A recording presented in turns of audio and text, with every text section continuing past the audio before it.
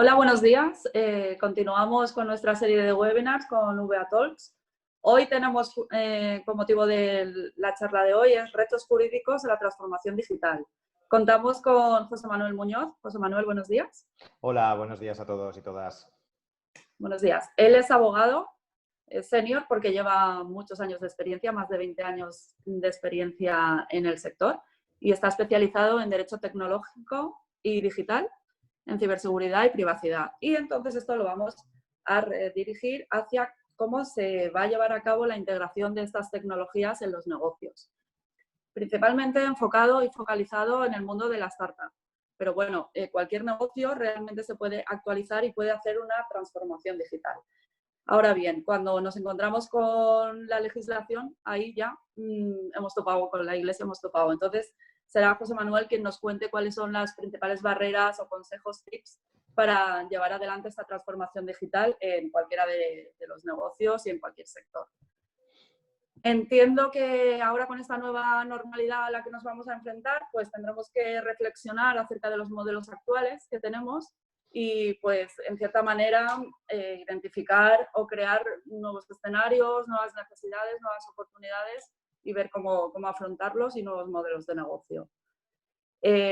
Nos va a hablar José Manuel de todas las tecnologías, pues desde ciberseguridad, cloud, robotización, impresión 3D, Internet de las cosas y, bueno, un poco cómo llevarlas a cabo y ponerlas en práctica en los negocios y cómo la tecnología está para ayudarnos y para facilitarnos la vida, de cierta manera. Así que, José Manuel, adelante.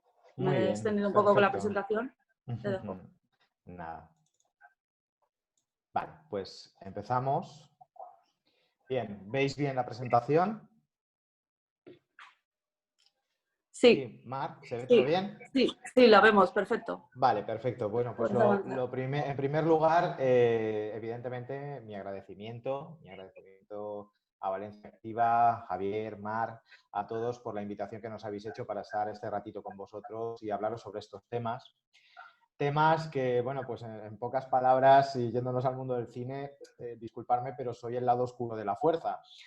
En el sentido de que cuando nos sentamos en el despacho con proyectos nobles y startups, pues bueno, somos un poco los cenizos, ¿no? Somos ese lado oscuro de lo que también debemos intervenir y hablar y entender, aplicar y considerar en todo lo que va a ser la puesta en marcha y posteriormente todo lo que se referirá al crecimiento y consolidación de un negocio.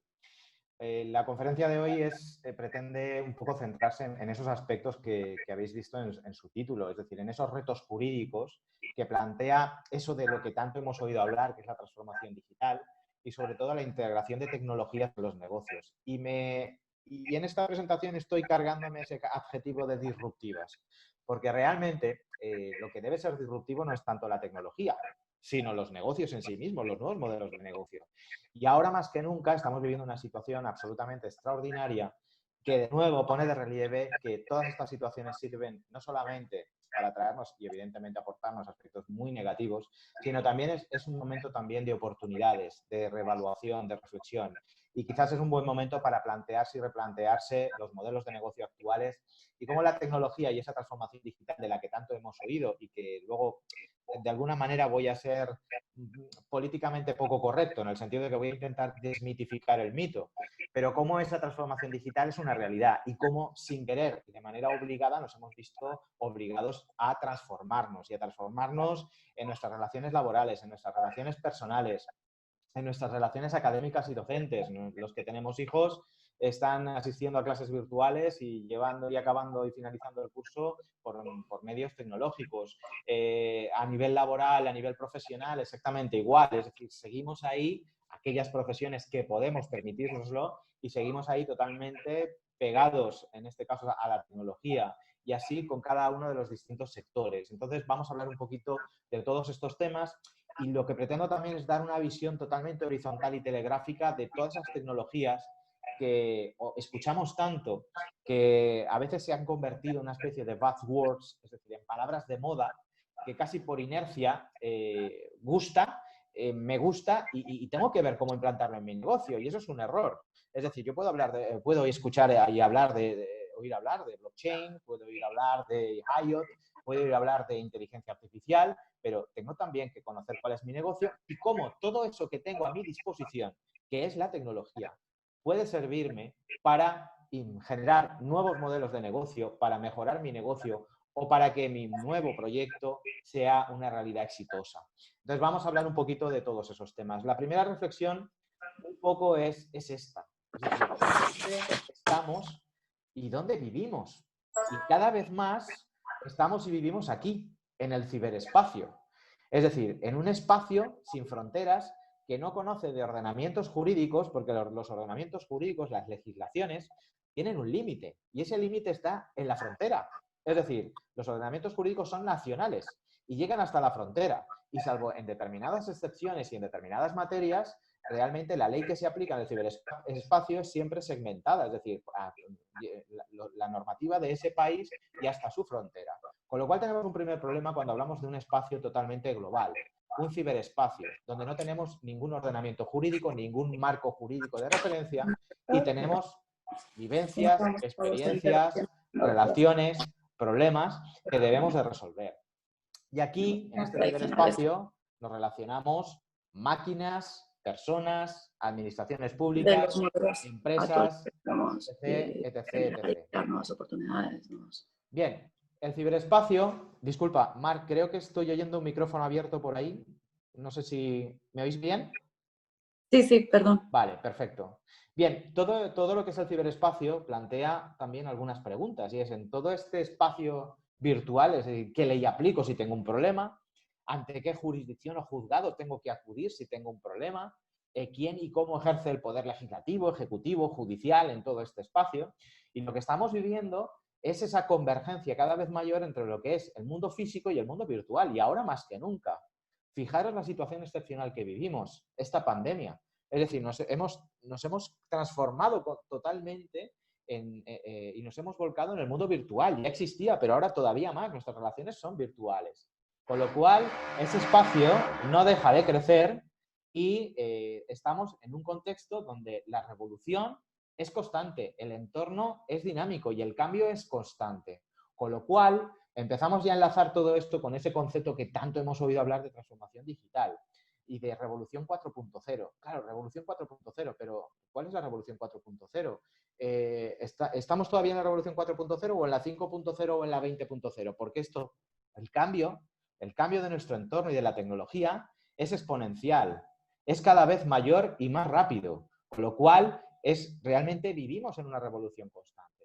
En este sentido, cuando hablamos de transformación digital, fijaros que las grandes consultoras en los últimos informes de este año, de 2019, y que a finales de este año veremos los informes de 2020, la tendencia, el futuro, se está hablando ya de la era postdigital, es decir, transformación digital en la era postdigital. Y quizás es el momento ya de empezar a dejar de hablar tanto de la revolución 4.0, sino de esa revolución constante en la que vivimos y vamos a seguir viviendo. Cuando hablamos de transformación digital, tenemos también que tener en cuenta tres aspectos fundamentales. Por un lado, nunca tenemos que perder de vista que al final estamos hablando de negocio. Seamos una startup, seamos una empresa consolidada, seamos una spin-off. Es decir, lo primero, negocio. ¿Dónde estoy? ¿Dónde voy? ¿Cuáles son mis objetivos? Y sobre todo, toda esa tecnología que tengo a mi alrededor, sea novedosa o no novedosa, disruptiva o no disruptiva, ¿cómo la puedo utilizar para mejorar mi negocio, generar nuevos modelos de negocio? Ese es el objetivo. Y este es el mensaje básico o uno de los mensajes esenciales de esta presentación. Es decir, que la tecnología, implantar tecnología o transformarme digitalmente en sí mismo no es un fin, sino un medio. Y un medio para conseguir mis objetivos. Si soy una empresa, para conseguir mis objetivos empresariales. Si soy una administración pública, para conseguir mis objetivos como administración pública, que es mejorar el servicio al ciudadano, mejorar mis servicios de educación, mejorar mis servicios sanitarios, etc, etc, etc. Es decir, es un medio, la tecnología es un medio, no un fin. Por eso cuando a veces oímos hablar de transformación digital, que casi es una obligación que tenemos como empresarios, es decir, cuidado, es decir, analicemos cuál es nuestro negocio, conozcamos bien cuál es nuestro negocio, conozcamos también cuál es nuestro entorno donde nos vamos a mover y cuando lo conozcamos bien, entonces decidamos cómo vamos a utilizar todos esos medios que tenemos a nuestro alrededor para, en este caso, conseguir nuestros objetivos y nuestras metas empresariales. Si hablamos del contexto actual y hablamos de tecnología, evidentemente partamos de un DAFO muy sencillo. Es decir, un DAFO es analizar nuestras debilidades, amenazas, fortalezas y oportunidades. Es decir, hacer un análisis de cuál es mi negocio, de sus fortalezas y sus debilidades, pero también del ámbito externo, de las oportunidades y amenazas que tiene ese entorno donde mi empresa, mi startup, va a operar. Evidentemente, en este ciberespacio en el que vivimos, las oportunidades son muchas y hay que aprovecharlas. Estamos ante un mercado mundial. Pero las amenazas también existen. Estamos hablando de un mercado mundial y eso significa que también tenemos una competencia mundial, que vamos a tener problemas de visibilidad en ese espacio tan grande, que vamos a tener problemas también legislativos, de requerimientos regulatorios. ¿Qué marcos legales se van a aplicar? ¿Cuál es la ley aplicable? ¿Cuál es la jurisdicción competente? Y todo esto nos está permitiendo generar nuevos modelos de negocio. Y esos nuevos modelos de negocio, insisto, pueden estar basados estrictamente en tecnología que quizás ni tan siquiera es disruptiva o quizás en tecnologías disruptivas. Pero analicemos primero nuestro negocio y su necesidad. Recordar que el éxito no siempre va casado al hecho de utilizar la tecnología más disruptiva, sino a aprovechar la oportunidad. Y sobre todo, un poco recuperando aquello de las 22 leyes inmutables del marketing, un libro que todavía hoy pues, tiene más vigencia que nunca, del año 99, y que esas dos primeras leyes, que son leyes no escritas, pero que se cumplen en los mercados, siguen siendo una realidad. Es decir, la primera, esa de es mejor ser el primero que ser el mejor. Y la segunda, que si yo no puedo ser el primero en algo, voy a crearme mi propia categoría donde yo sea el primero. Bien, eso no significa que tenga que utilizar la última tecnología disponible. Y vámonos a casos de éxito en sectores tecnológicos y no tecnológicos. Por ejemplo, Hawkers. ¿Cuáles son las claves que dio el éxito a Hawkers? ¿Cuál era el producto de Hawkers? ¿Era un producto novedoso? ¿Era un producto tecnológico? No, eran gafas de sol. Pero ¿cuál fue el aspecto disruptivo de Hawkers, de su modelo de negocio? Lo disruptivo fue simplemente no generar un nuevo producto, no utilizar una tecnología disruptiva. La comercialización online de productos ya existía, el e-commerce ya existía. Lo que sí que hizo fue utilizar tecnología ya existente, no disruptiva, y generar un nuevo canal de venta, un nuevo canal de distribución, que fue la venta online de gafas de sol. Esa es la clave del éxito de Hawkers, por ejemplo. Si nos vamos, por ejemplo, al sector tecnológico, pensemos en la marca Dell. La marca Dell fue absolutamente disruptiva en su modelo de negocio y lo primero que hizo y lo que le empezó a generar ventas brutales fue que decidió, en un momento donde todavía no estaba extendido el uso de la tecnología y mucho menos teníamos Internet tal y como lo conocemos hoy, es decir, decidió vender ordenadores por teléfono, lo que nadie hacía, es decir, abrió un nuevo canal de venta y empezó a tener éxito. El siguiente paso, decidió también hacer lo que nadie estaba haciendo, que es vender ordenadores online. ¿De acuerdo? Entonces, el éxito no va aparejado a utilizar la última tecnología disponible y más disruptiva, sino a utilizar todo aquello que tenemos a nuestro alrededor, incluyendo, por supuesto, las tecnologías más disruptivas, conocerlas, coger aquello que realmente me aporte valor y generar mi nuevo modelo de negocio y generar esa nueva categoría donde yo sí voy a ser el primero. Eso es lo que nos va a hacer diferenciales, eso es lo que nos va a dar el éxito. La tecnología, sin duda, nos está abriendo nuevas oportunidades y nuevos modelos de negocio. Pensad, por ejemplo, en sectores tradicionales como el arte online, donde la tecnología y las ventas de arte a través de Internet pues ha supuesto un relanzamiento de ese sector que estaba tocado. Fijaros la música. Esto no estaba tocado, estaba hundido. La música decían que iba a desaparecer como sector. La piratería, es decir, y otros factores, parece que habían terminado de hundir la música. Sin embargo, llegó el streaming y automáticamente relanzó todo el sector. Spotify, YouTube Music, etc, etc. Si analizamos otros sectores, pues imaginaros, por ejemplo, el sector del vídeo. No sé si recordáis los más mayores del lugar, es decir, lo que era Blockbuster, la última cadena de vídeo que cerró en Estados Unidos. Sin embargo, llegó unos señores que se llaman Netflix, que supongo que todos los conocéis, y llegó con el streaming para revolucionar el mundo del vídeo gracias a la tecnología. Y hoy Netflix es una de esas 5 FANGs, las 5 grandes empresas digitales. Los Facebook, Amazon, Apple y compañía. Pues una de esas 5 es Netflix. Fijaros también cómo el mercado digital único, cuáles eran las previsiones, que evidentemente se van a ver afectadas por la situación que estamos viviendo, pero no demasiado. Fijaros que la Comisión Europea había cifrado el mercado digital único en 415.000 millones de euros adicionales en actividad y 900.000 empleos hasta 2020. Y aquí ya hago un guiño sobre lo que luego hablaré. Es decir, ¿la tecnología significa realmente pérdida de empleo? No. Es decir, evidentemente va a provocar sobre todo la reconversión del empleo y va a generar la pérdida de empleos sobre todo en sectores tradicionales, pero va también a traer la oportunidad y la creación de nuevos perfiles. Ahí es donde hay que trabajar por responsabilidad social. Cómo reconvertir determinados perfiles de empleo hacia las nuevas necesidades que vamos a tener. Y en este sentido, y en relación con la tecnología aplicada a los negocios, tenemos que hablar de estos dos conceptos donde no me voy a explayar, pero que os quede muy claro. Es decir, lo que son las organizaciones tradicionales frente a las organizaciones de crecimiento exponencial. Es decir, tú puedes crear tu negocio y puedes acertar, en este caso, esa oportunidad, puedes identificar la oportunidad y aprovecharla y explotarla. Pero serás una organización tradicional. Sin embargo, si tu negocio se va a sustentar en esa tecnología cuyo crecimiento es exponencial, vas a convertirte en una organización de crecimiento exponencial. Es decir, tú te vas a disparar y tu crecimiento va a ser progresivamente superior año a año. No lineal, sino exponencial. Con lo cual, acostumbrémonos a todo esto, porque la tecnología es una gran oportunidad para todo tipo de negocio. Bien, como os decía, cuando hablamos de transformación digital, hemos hablado de esa primera pata, la fundamental, negocio. Y cómo el negocio debe aprovechar todas esas oportunidades que le ofrece su entorno y sobre todo la tecnología como medio que tiene a su alcance. Pero esa tecnología es amplísima. Tenemos todas estas cosas y todas estas cosas forman parte de nuestro día a día. Data science, blockchain, cybercrime, smart cities, cloud computing, realidad virtual, aumentada, realidad extendida. Todo esto forma parte ya de nuestra sociedad, forma parte de nuestro mercado digital, forma parte de nuestra economía.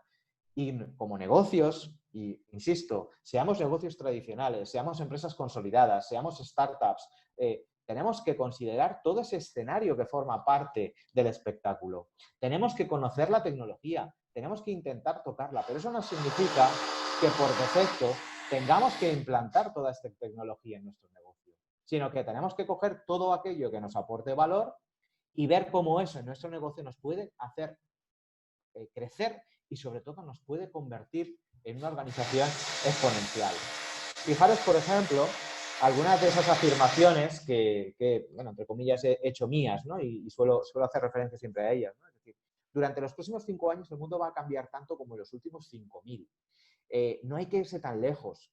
Fijaros, yo acabé mi carrera, soy de la promoción 90-95. Han pasado unos cuantos años ya. He vivido en tecnología desde que yo acabé mi carrera, es decir, estoy trabajando en Derecho Tecnológico y Digital desde entonces. Y todo lo que he vivido en estos 23 años, es decir, los cambios de estos últimos 5 han sido, seguramente superan en todo lo que ha ocurrido en los 15 años anteriores, pero es que lo que ha ocurrido en el último año supera seguramente casi esos 20. Es más, la semana pasada estuve hablando de estos temas en el Colegio de Abogados de Valencia, 2 semanas antes en la bolsa, y os aseguro que todo lo que ha cambiado en apenas 4 semanas es brutal. Y nos tenemos que acostumbrar a esto, a ese cambio constante en el que vivimos. Y eso no significa estresarnos, sino conocer ese nuevo entorno cambiante y buscar las fórmulas para ser lo más flexible posible. Bien, y en este sentido es importante este mensaje. La tecnología no es un medio, perdón, no es un fin, es un medio. Un medio para conseguir nuestros objetivos a nivel como ser humano, satisfacer nuestras necesidades, solucionar nuestros problemas, pero también para los negocios, es decir, conseguir nuestros objetivos estratégicos, nuestros objetivos empresariales.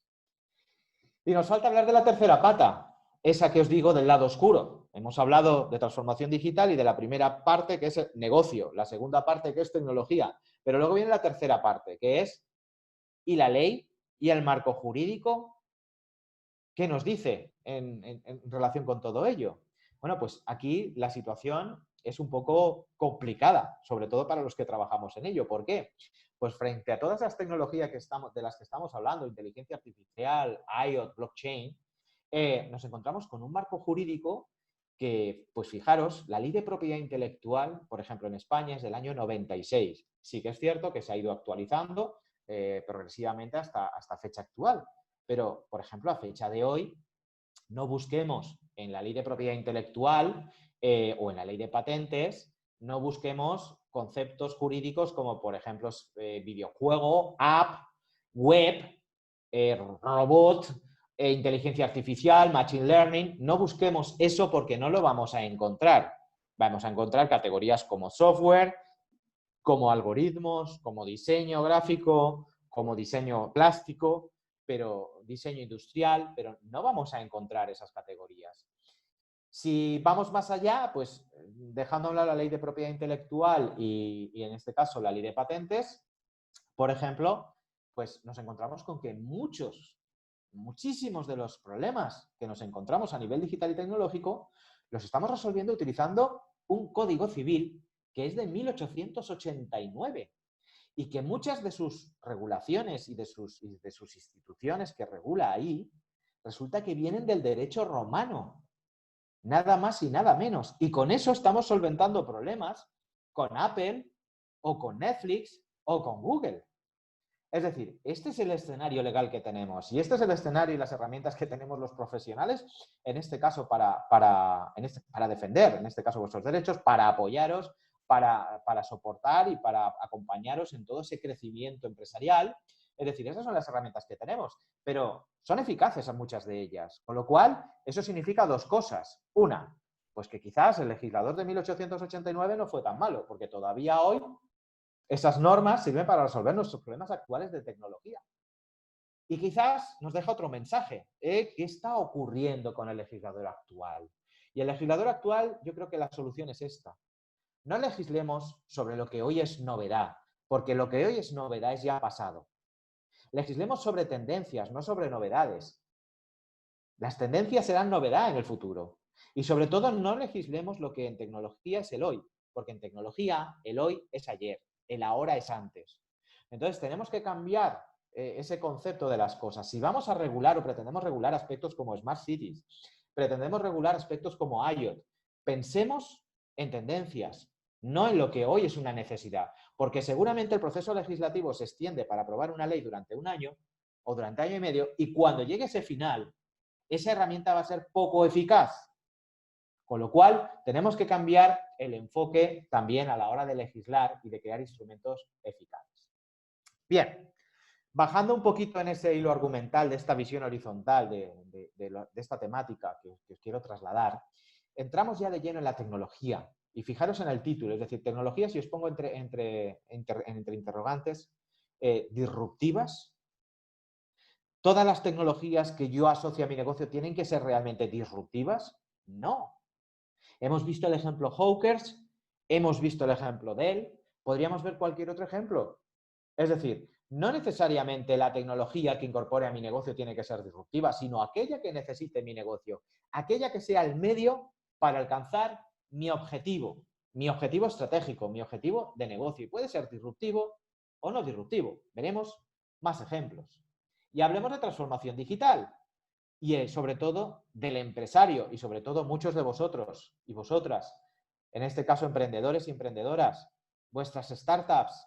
Es decir, ante toda esa tecnología que tenemos ahí, ante todas esas buzzwords, palabras de moda, ante toda esa especie de necesidad imperiosa de transformarme digitalmente, cuidado, y me voy al mundo del cine.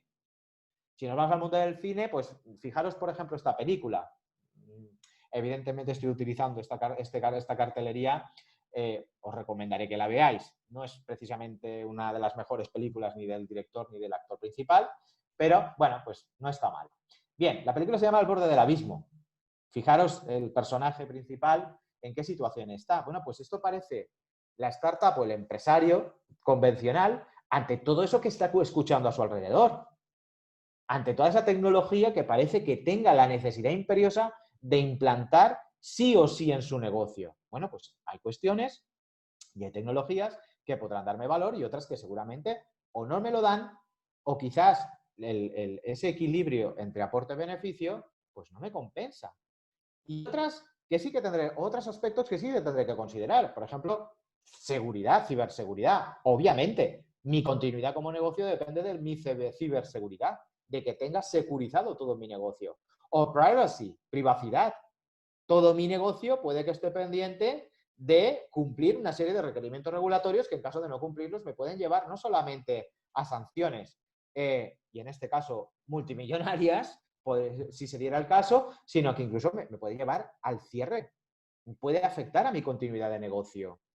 Fijaros simplemente con el hecho de que nuestra startup pues, se centre, por ejemplo, en el lanzamiento de una app, y ya no hablo de una app que toque temas de medicina, temas de datos de salud, no, una app, la que queráis, y que la lanzamos a nivel internacional. Claro, tenemos marcos regulatorios nacionales en cada país y nuestros usuarios pueden estar en Estados Unidos, pueden estar en Canadá, en Japón, en Corea del Sur. ¿Y qué normativa aplico? La normativa de protección de datos europea, la estadounidense, pero claro, ¿de qué estado? Porque cada estado tiene su propia regulación. Uno de los más duros es el estado de California, donde tengo al menos 4 leyes que tengo que considerar si voy a lanzar un producto a nivel internacional. Entonces, en toda esa vorágine legal y de cumplimiento de negocio y de continuidad de negocio, tenemos que poner el punto de equilibrio. Y ese punto de equilibrio, desgraciadamente, no está en la ley. No hay una ley que regule todo ese escenario global y ese ciberespacio. Solamente existen normas nacionales, con lo cual el punto de equilibrio tenemos que ponerlos, en este caso, los profesionales que sabemos de esto y que podemos aportar ese sentido común, en este caso, a los negocios. Y sobre todo, repito, sentido común. Y más que nunca. Bien, si esto lo enlazamos con el contexto actual en el que estamos, pues ya sabéis lo que estamos viviendo. Una situación excepcional. Una situación excepcional donde, en teoría, nos está sirviendo para conocernos mejor y, sobre todo, para transformarnos digitalmente en muchos ámbitos de manera obligada. Pero esto ha llegado para quedarse. Fijaros algunas de las opiniones, y no precisamente de cualquiera. Estamos hablando de Dell, HP, SAP, Oracle, Microsoft, Vodafone, ¿vale? Es decir, esto ha llegado para quedarse. Esta crisis lo que va a motivar son cambios disruptivos, cambios totales y, desde luego, un cambio total hacia la transformación digital. Y en este sentido, pues vamos a ver esas tecnologías, y las llamo más relevantes o las de mayor impacto, sean o no disruptivas y, sobre todo, sin perder el norte de lo que es mi presentación de hoy, que es sobre todo hablar de aquellos aspectos jurídicos más relevantes que puedan conllevar. Por ejemplo, en cuanto a tecnologías más relevantes, aquí tenéis un estudio de ICEM, donde este estudio es del año 2018 y 2019, en el que no ha cambiado la situación y donde realmente las tecnologías que se consideran más disruptivas o tecnologías de mayor relevancia en la economía digital y en los negocios son estas: el cloud computing, el big data, ciberseguridad y realidad virtual y aumentada. Luego hablaremos de ello, algo que está ahí, que parece como que sea algo asociado al ocio o al videojuego, pero nada más lejos que la realidad, totalmente aplicable a los negocios. Si seguimos avanzando en algunos de esos estudios de las grandes consultoras sobre qué será tendencia, pues si nos vamos, por ejemplo, a la fotografía de 2018, estas eran las tecnologías más relevantes a nivel de negocio, donde se encabezaba por blockchain, IoT, big data, cloud, inteligencia artificial, realidad virtual y ciberseguridad. Si nos vamos al 2019, por ejemplo, tomando como referencia el informe de McKinsey o el de KPMG de 2019, de finales de 2019, de este año pasado, de nuevo esas mismas tecnologías siguen estando a la cabeza. Tecnologías como el Internet de las Cosas, IoT, la automatización robótica de procesos, RPA, la inteligencia artificial, la robótica, el blockchain, la realidad aumentada y la realidad virtual, y la unión entre ambas realidades, que es la realidad extendida. Es decir, todo esto es lo que se considera tendencia en los negocios. Pero insisto, cada negocio tiene que evaluar qué es el medio que necesita para conseguir sus objetivos. Y no necesariamente tienen que ser estas tecnologías, sino aquellas que realmente necesite. La tendencia hoy, de lo que va a ser el futuro, se centra aquí, en lo que se llaman las DARK. Estas se consideran las tecnologías de tendencia en los negocios, que son blockchain, inteligencia artificial, realidad aumentada y computación cuántica. Luego hablaremos de ellos, ¿vale? ¿Y cuáles son las tendencias según los últimos informes también, por ejemplo, el de Accenture? Todas estas. Blockchain, inteligencia artificial, computación cuántica, pero sobre todo, fijaros hacia dónde se está derivando todo. Hacia la identidad tecnológica del consumidor, hacia la personalización del servicio, hacia la agilidad y la inmediatez del servicio. Eso es lo que va a marcar los negocios de éxito en el futuro. Una mayor personalización, una mayor agilidad. Al final, el usuario, nuestro cliente, lo que quiere es una solución inmediata, rápida, ágil. Hacia ahí es donde van todas las tendencias. Algunos ejemplos que tenemos en cuanto a utilización de tecnología, precisamente focalizados a nuevos modelos de negocio, pues fijaros, por ejemplo, ZozoTown, y que esto tiene ahora totalmente impacto todavía más en la situación actual en la que estamos. Es una compañía de e-commerce de Japón que tiene unos trajes de vinilo que se llaman Zozo Suites y tiene una aplicación que se llama ZozoTown. ¿Vale? Entonces, esos trajes lo que hacen es que el cliente se lo pone y calcula totalmente sus dimensiones biométricas. Elige la prenda y en menos de 10 días tiene en su casa la prenda totalmente a medida de esa persona, por ejemplo. ¿Vale? Aquí tenéis algunos otros ejemplos de cómo la tecnología puede ayudar a los negocios. También podemos ver cómo la tecnología o determinadas tecnologías han servido para revolucionar determinados sectores empresariales. Por ejemplo, en industria farmacéutica, las tecnologías que mayor relevancia están teniendo, sobre todo el Big Data y la inteligencia artificial. En transporte y logística, por supuesto, blockchain, IoT y Big Data. En banca y fintech, blockchain, inteligencia artificial y Big Data.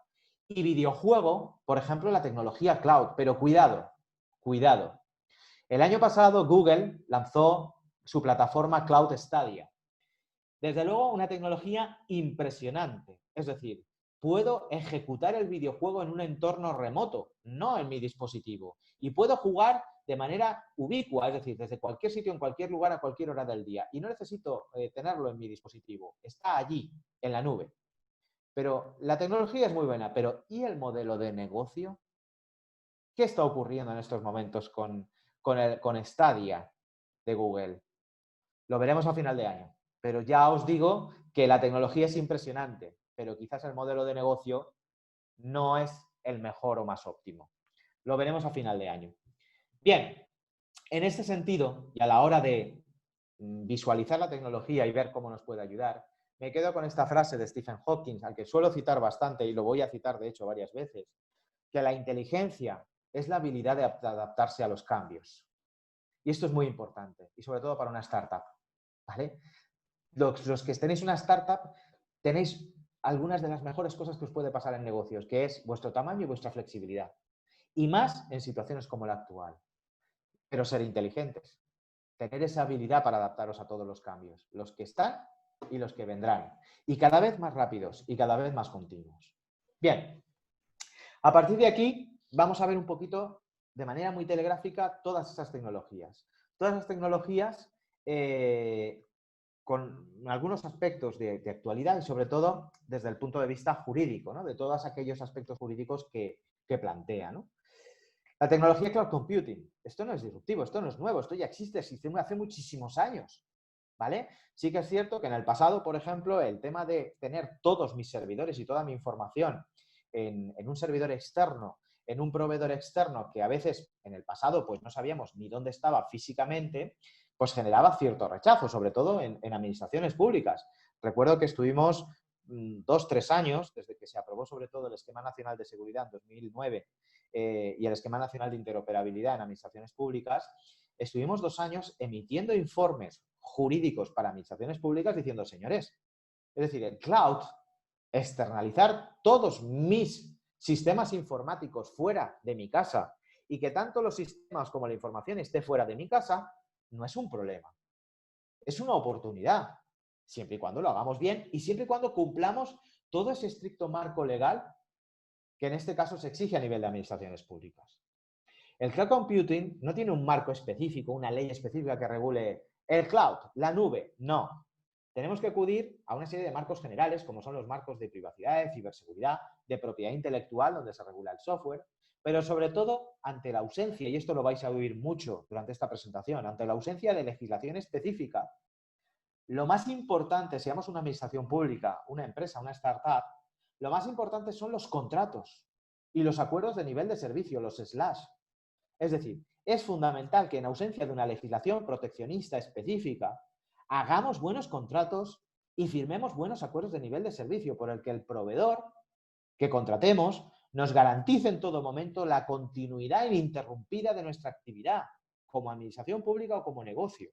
Es decir, que ese proveedor donde tenga mis sistemas informáticos alojados y toda la información, que no se caiga nunca, que me garantice que si un servidor se cae, en tiempo real se activa otro exactamente igual y yo ni percibo lo que está ocurriendo. Fijaros, por ejemplo, en Netflix. No sé los que sois usuarios de Netflix si habéis detectado en algún momento una caída, en este caso mientras estáis viendo una serie o una película. Prácticamente es infalible. ¿Por qué? Porque detrás hay toda una capa contractual y técnica brutal. La técnica la proporciona el proveedor, pero la contractual es el cliente. Es quien contrata a ese proveedor el que tiene que protegerse jurídicamente en esos contratos.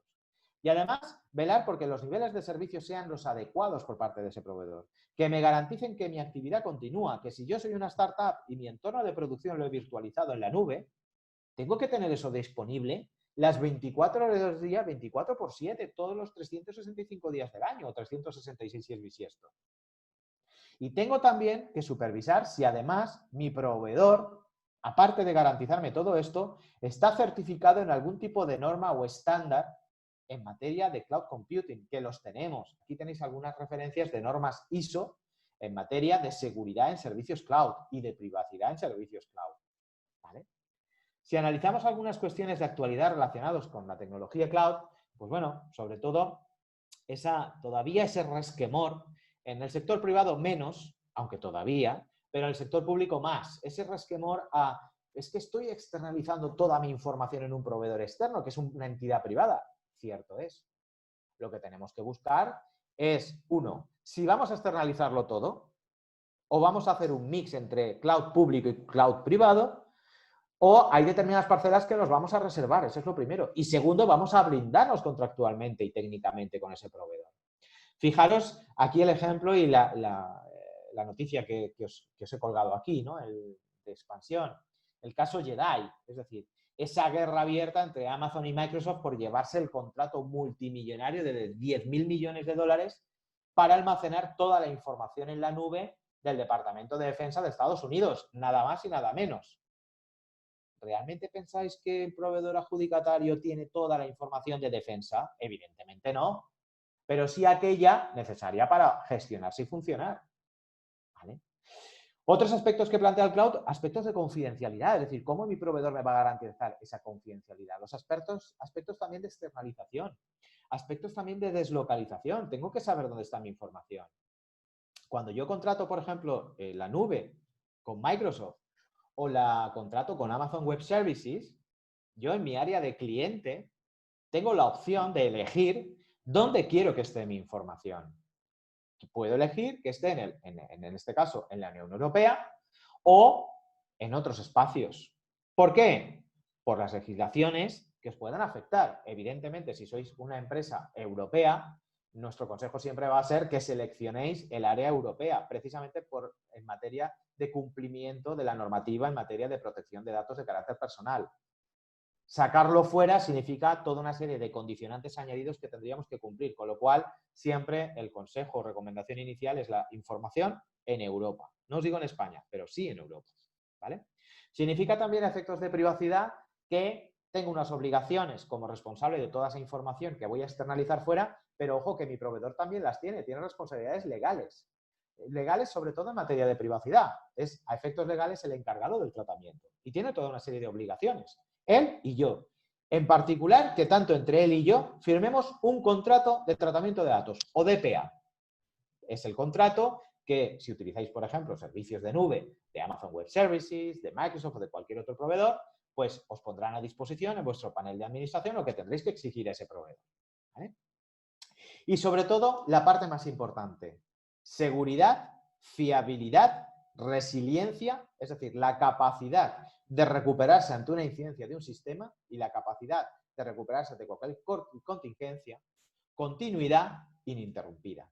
Esos son los 4 aspectos fundamentales que yo tengo que protegerme con un proveedor donde estoy externalizando todos mis sistemas y toda mi información.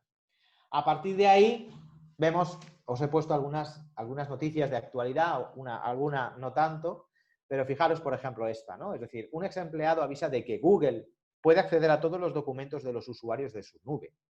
Bien, aquí hay abierto una investigación en Estados Unidos para ver si esto realmente es así. No voy a entrar en ello, ¿vale? Pero simplemente os dejo la noticia, cada cual que reflexione sobre la misma y que piense si esto realmente sería factible o no. Insisto, hay una investigación por medio en estos momentos. Fijaros también en otra de las noticias que os he, de las noticias que os he referenciado y que habla de los resultados de las grandes tecnológicas que ofrecen servicios cloud. Por ejemplo, Amazon Web Services, Azure de Microsoft y Google Cloud. Fijaros el incremento que han experimentado durante el primer trimestre de este año. Veremos cuál es el incremento de este segundo trimestre que finalizaremos el 30 de junio. Es decir, se han disparado la necesidad de servicios cloud en el contexto actual en el que estamos.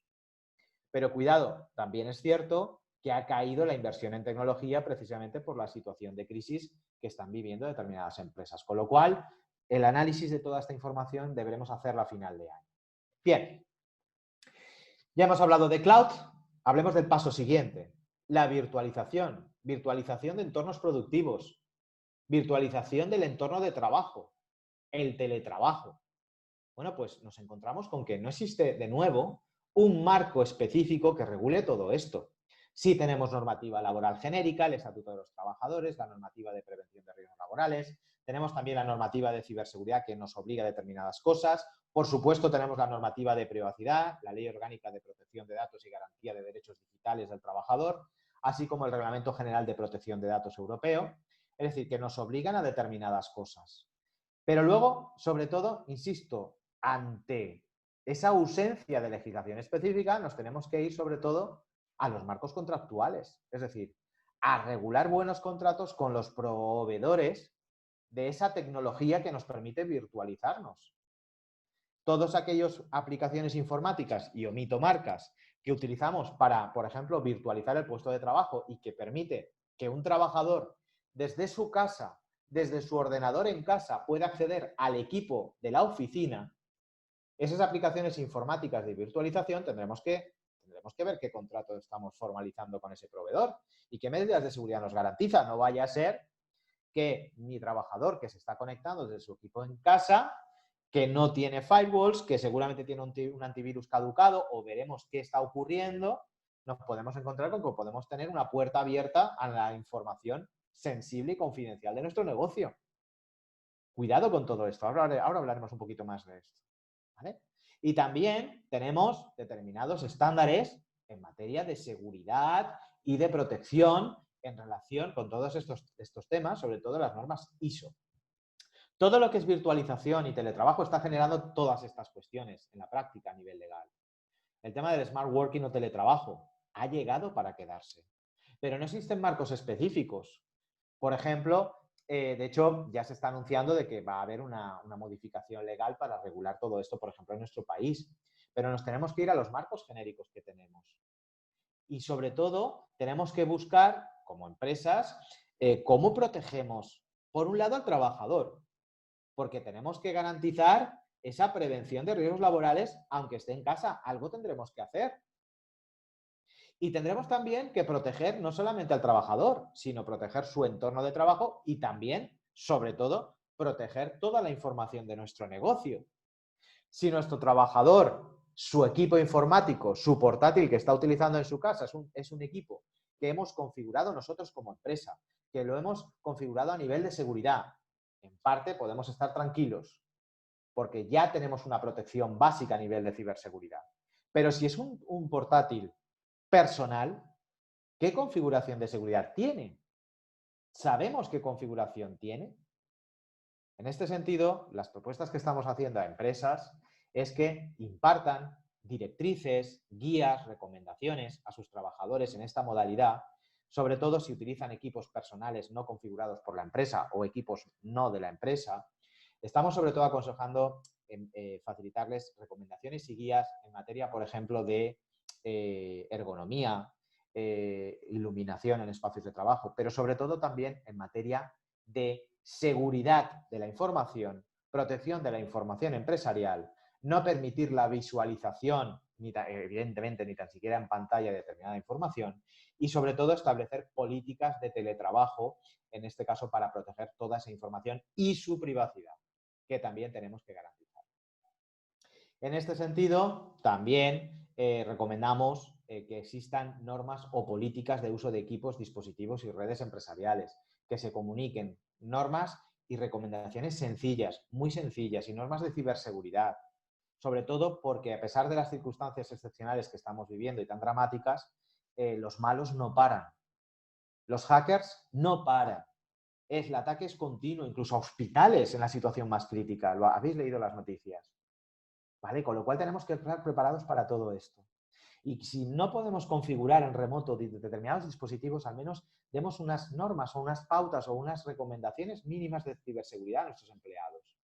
Sobre todo porque estamos viendo continuamente ataques de phishing de ingeniería social que cada vez son más sofisticados, que cada vez están mejor hechos. Ya no es el correo que recibes aparentemente de tu banco, sea el Banco Santander, el BBVA o Bankia, donde te dicen, mire, necesito que por favor verifique su clave de acceso porque hemos tenido una deficiencia informática para verificar que puede seguir operando con su cuenta. Bueno, pues esto se sigue haciendo y la gente pica, pincha y facilita sus datos. Pero es que cada vez más se está llegando a niveles más extremos y de mayor perfección en este tipo de ingeniería social. Fijaros que en materia de virtualización, de procesos, de entornos de trabajo, de teletrabajo, por ejemplo, en España se ha celebrado por fin el primer juicio, que ha sido en el Juzgado de lo Contencioso Administrativo número 2 de Santander, donde se ha celebrado la primera vista pública a través de Internet. ¿Vale? Es decir, ha sido esta situación la que por fin ha motivado que haya un primer juicio virtual en España, en el ciberespacio. ¿Vale? También el tema del teletrabajo genera otras situaciones que no se están planteando tanto, pero que están también ahí. Es decir, mis trabajadores están usando sus dispositivos electrónicos, están utilizando sus móviles, están utilizando sus equipos, están utilizando su luz, su corriente eléctrica. Es decir, esto genera también gastos. ¿Cómo vamos a gestionar esto en esos nuevos marcos que han llegado para quedarse? Reflexiones que también tendremos que hacer. Y como última novedad, por ejemplo, de esta semana, el Instituto Nacional de la Seguridad Social y el Instituto Nacional de Seguridad y Salud en el Trabajo ha publicado unas orientaciones ergonómicas para trabajos a distancia, para teletrabajo, que aquí os he añadido también el enlace. Bien, hasta aquí esa primera parte, ¿no?, de tecnologías que no son tan disruptivas, pero que, como vemos, tienen más actualidad que nunca. Cloud y virtualización. Vayamos avanzando en toda esta visión horizontal. Inteligencia artificial. Bueno, pues inteligencia artificial, no existe una normativa específica de inteligencia artificial. Tenemos determinadas parcelas que se regulan en las normativas de ciberseguridad, por supuesto también en las normativas de privacidad y en la normativa, sobre todo, de propiedad intelectual, cuando se habla y se regula lo que es el software y los algoritmos. Pero en ausencia, de nuevo, de esos marcos legales, el rol de los profesionales en esto es todavía más relevante. Es decir, son los contratos. Contratos con proveedores, con clientes, con trabajadores, con investigadores, con profesionales. Contratos blindados que nos protejan adecuadamente sobre todo esto. En materia de inteligencia artificial, fijaros, por ejemplo, en algunas de esas frases que de alguna manera pues quedan siempre ahí, y especialmente de Stephen Hawking, que lo cito bastante. Fijaros en esta frase: la humanidad tiene un margen de 1000 años antes de autodestruirse a manos de sus avances científicos y tecnológicos. Los robots podrían llegar a tomar el control y se podrían rediseñar a sí mismos.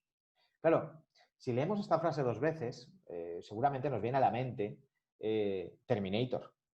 Es decir, esto es Terminator. Es decir, va a llegar Skynet y se va a hacer con el control de absolutamente todo y va a destruir la raza humana. Bueno, dejando a un lado los planteamientos tremendistas y alarmantes que se pueden hacer al respecto, es decir, hay una parte muy, muy, muy, muy razonable de esta afirmación y luego hablaremos de ella. Fijaros otras frases, por ejemplo, los robots se programarán a sí mismos en el futuro, eso ya es una realidad. O dentro de 30 años la inteligencia artificial será más inteligente que el cerebro humano. ¿Creéis que dentro de 30 años? Aquí, por ejemplo, me he permitido añadir esto es de mi cosecha, de un libro en el que tuve la oportunidad de participar, que se llama Retos de la Sociedad Digital y Medios de Pago, donde hablaba precisamente sobre estos temas, ¿no? Sobre inteligencia artificial. Y hacías esta reflexión, es decir, que si pensamos, el hombre siempre ha ido anticipando, imaginando y escribiendo su propio futuro. Es decir, generando nuevas inquietudes, nuevos deseos, nuevas ficciones que alcanzar, nuevos sueños. Y esa inquietud del ser humano es lo que ha hecho que algo que era una ficción o un sueño a alcanzar lo ha convertido en una necesidad y después de convertirlo en una necesidad lo ha convertido en un objetivo. Y en un objetivo incluso empresarial. Ha ido a por ello y lo ha conseguido. Esa es la grandeza del ser humano. Y fijaros, por ejemplo, pues en algunos ejemplos de la literatura o del cine, donde ya imaginamos cosas que luego se han llevado a la realidad. O sea, de la Tierra a la Luna o 20.000 leguas de viaje submarino, pues Julio Verne nos hablaba de un cohete que iba a la Luna o de una nave que era capaz de viajar por debajo del agua. Bueno, pues eso es una realidad. El ser humano fue capaz de construir un cohete y naves espaciales que son capaces no de llegar a la Luna, sino de llegar a Marte. O vehículos que funcionan por debajo del agua. En este caso, los submarinos, por ejemplo. ¿Vale? Si nos vamos al mundo de la literatura, también, pues mundo Orwell, de George Orwell, que es un poco ese gran hermano en el que vivimos, Neuromante, de William Gibson, y si nos vamos al mundo del cine, pues fijaros, Blade Runner. Y si quien hayáis visto Blade Runner, ya hemos vivido eso que ocurre en la película, ya lo estamos viviendo con casos reales. Terminator, bien, sería la versión más cruda y dramática de este escenario, ¿no? La toma de control absoluta en este caso, de una supercomputadora de los sistemas a nivel mundial y la erradicación del ser humano. Bueno, fijaros que quizás luego, cuando veamos algunas noticias, a lo mejor no es algo tan ficticio. O Minority Report, de Tom Cruise, de las pocas películas de Tom Cruise de las que he disfrutado, ¿no? Es decir, Minority Report es una realidad. Minority Report es un proyecto que ya se está implantando en determinadas comisarías de Nueva York en las que se utiliza esta tecnología y la inteligencia artificial para anticiparse a los delitos. Y se llama así, Minority Report. Entonces, esta es nuestra realidad, la realidad que nosotros mismos estamos creando. Podemos luego leer muchas más frases que siempre se quedan ahí, ¿no? Las máquinas nos podrán reemplazar si las dejamos, de Idoia, por ejemplo. O fijaros que hasta incluso el propio Parlamento Europeo se vio obligado en 2018 a emitir un informe de por qué no se debería temer a la inteligencia artificial. Bueno, pues cuando una entidad pública llega a tener que emitir un informe sobre esto, por algo se da, ¿vale? Frases como el avance de la inteligencia artificial hasta el momento es más importante con lo que la humanidad ha trabajado alguna vez, incluso por encima del descubrimiento del fuego o de la electricidad, por ejemplo. Bien, todo lo que es la inteligencia artificial evidentemente genera múltiples aspectos jurídicos. Aspectos jurídicos que son aspectos civiles, laborales, de propiedad intelectual, penales, es decir, de responsabilidad social, empresarial y corporativa. A nivel de privacidad, por ejemplo, sí que tenemos en materia de inteligencia artificial un primer guiño regulatorio a la inteligencia artificial, que es, por ejemplo, en la normativa de privacidad, el derecho a no ser objeto de decisiones basadas únicamente en el tratamiento automatizado de una máquina, es decir, en aplicación de inteligencia artificial. Es decir, tenemos un derecho frente a las máquinas. Bueno, pues es un guiño, por fin. Tenemos una referencia indirecta a la inteligencia artificial. O en las relaciones laborales, fijaros la conflictividad que plantea. Hemos ya vivido despidos de robots y despidos por robots, por ejemplo.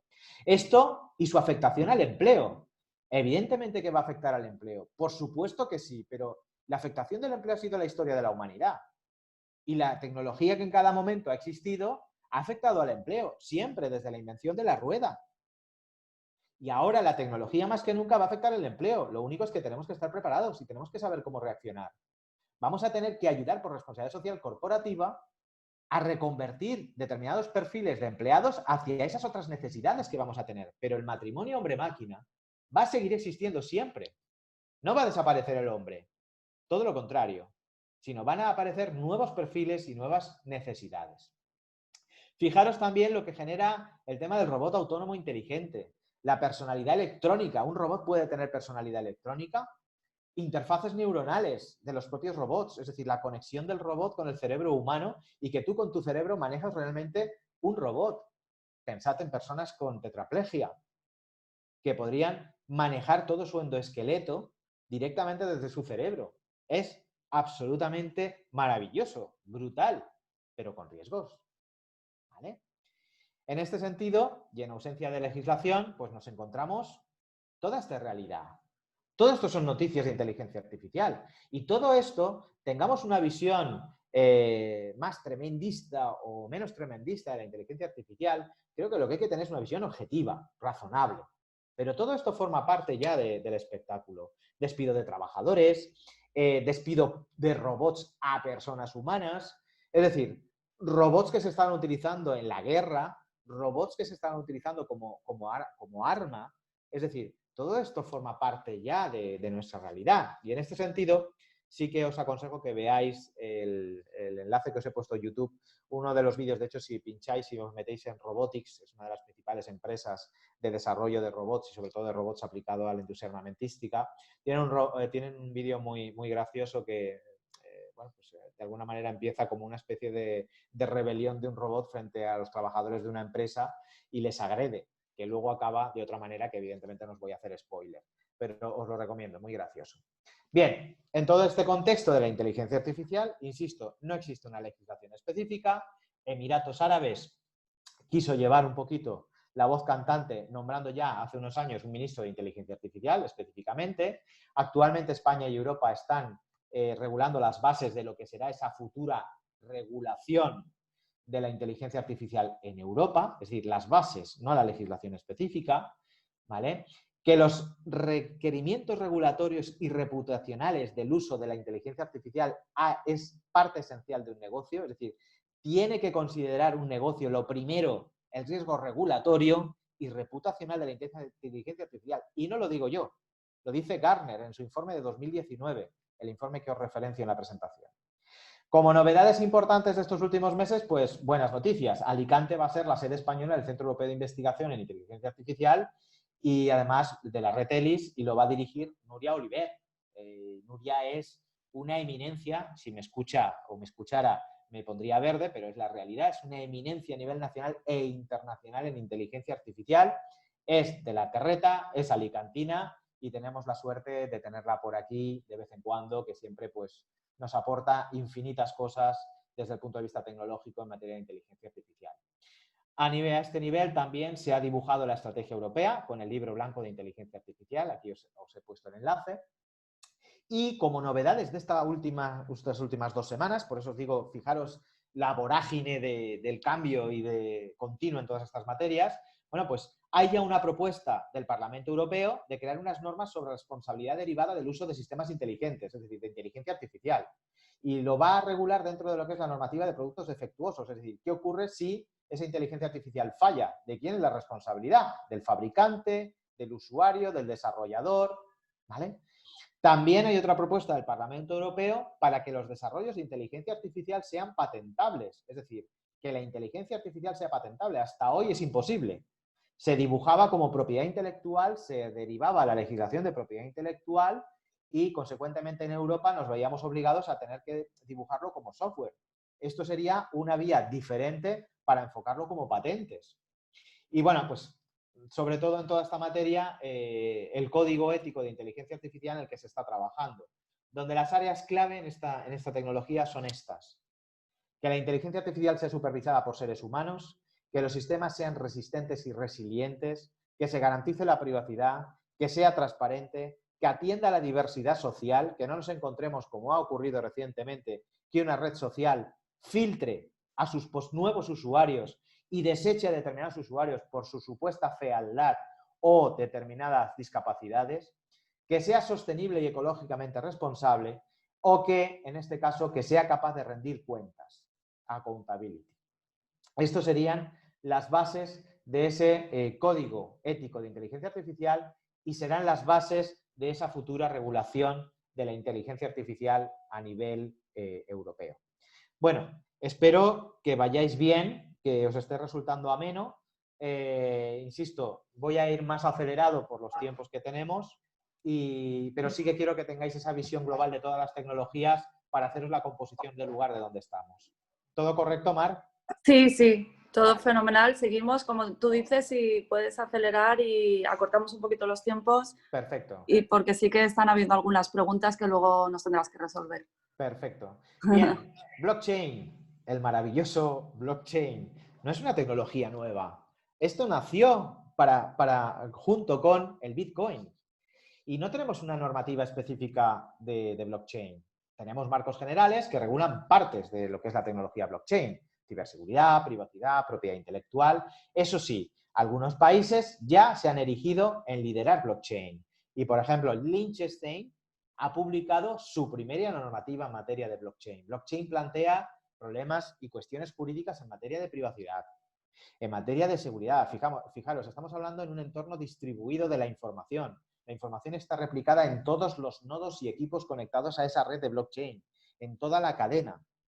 De manera anónima, sí, pero está replicada en todos los sitios, por ejemplo. El tema de la identidad autogestionada o identidad digital autosoberana. La identificación de todos los actores intervinientes en un blockchain.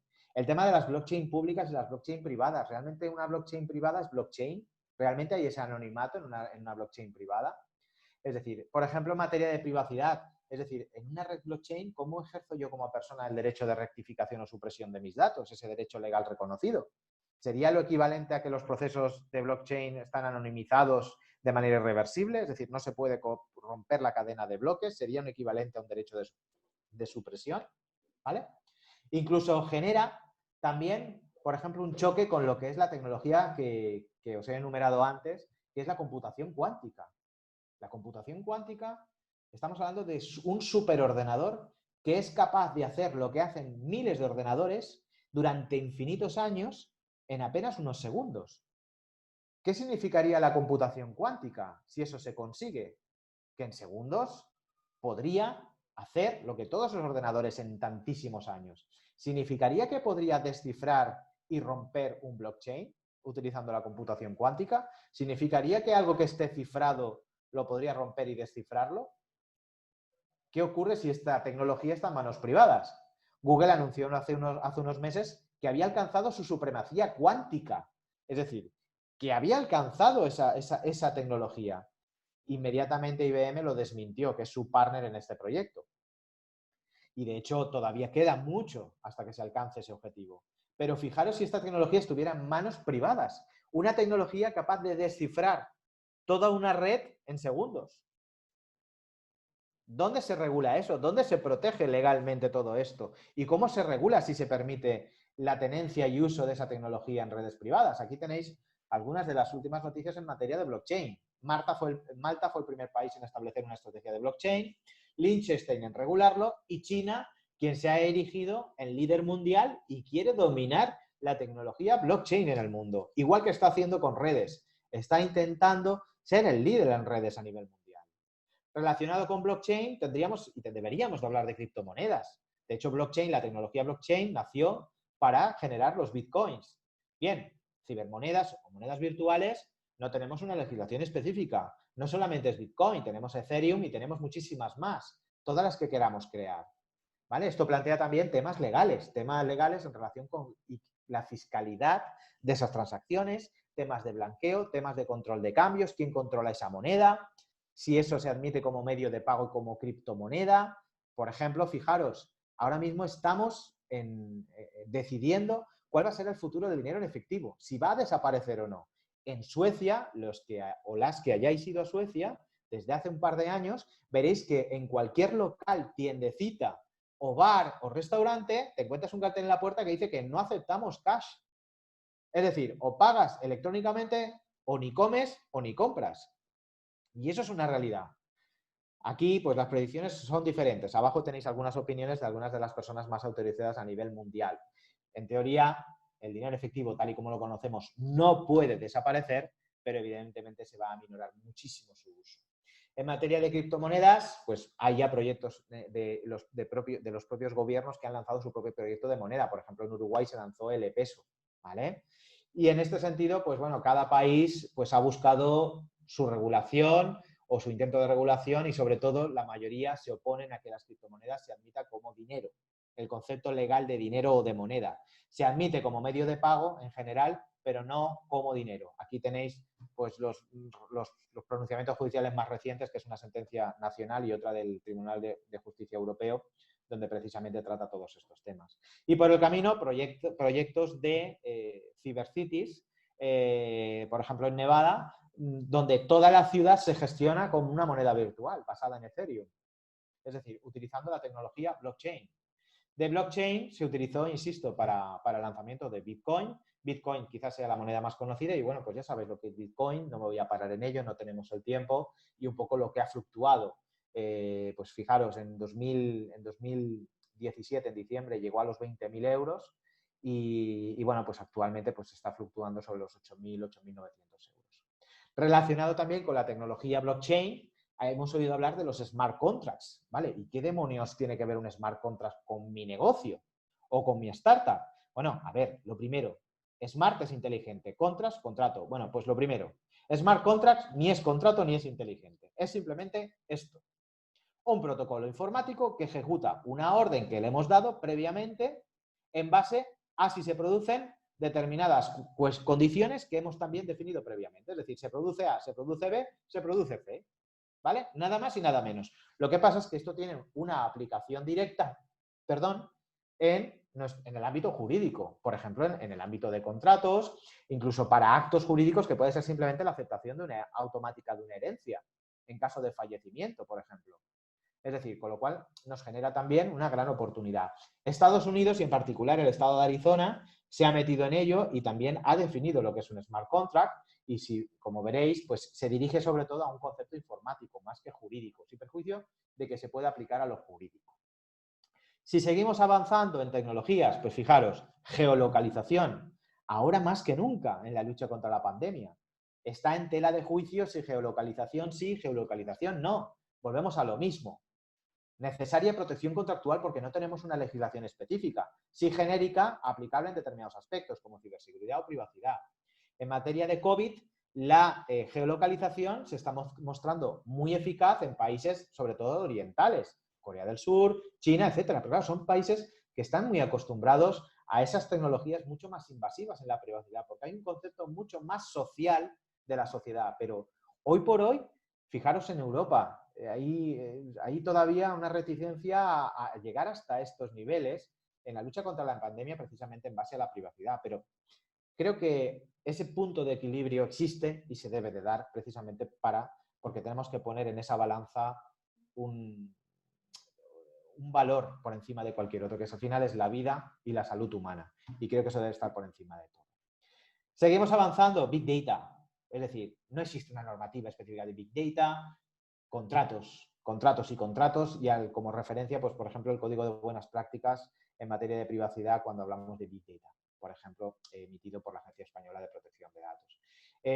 Esto ya es una realidad, esto es una revolución y, por ejemplo, más que nunca en la lucha contra la pandemia.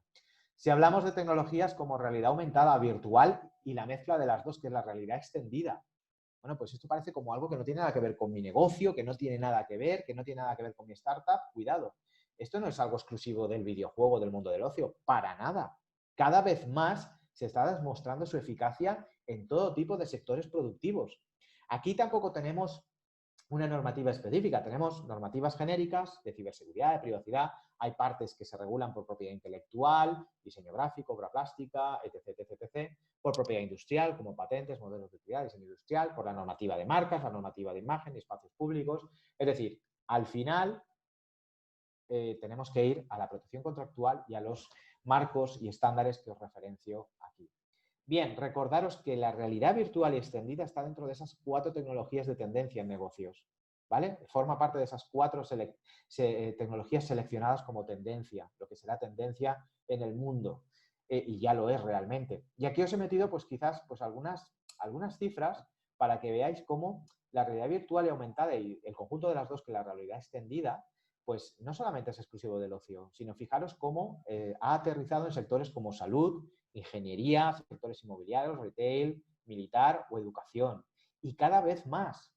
Fijaros, por ejemplo, las cifras, en este caso en España.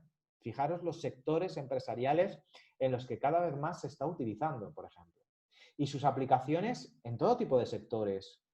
Sectores de ingeniería, fabricación, producción tradicional, publicidad, diseño, turismo, medicina, etc, etc, etc. ¿Genera riesgos? Por supuesto, muchísimos, pero quedémonos siempre con lo positivo de la tecnología. El uso razonable de la tecnología evita esos riesgos. Y el problema no está en la tecnología, sino en el uso que se hace de ella. Y quedémonos sobre todo con las aportaciones que nos hace al negocio.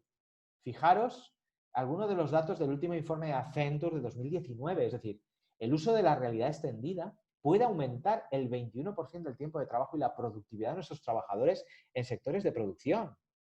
Aumentar la productividad un 21%, estamos hablando de muchísimo dinero. ¿Vale?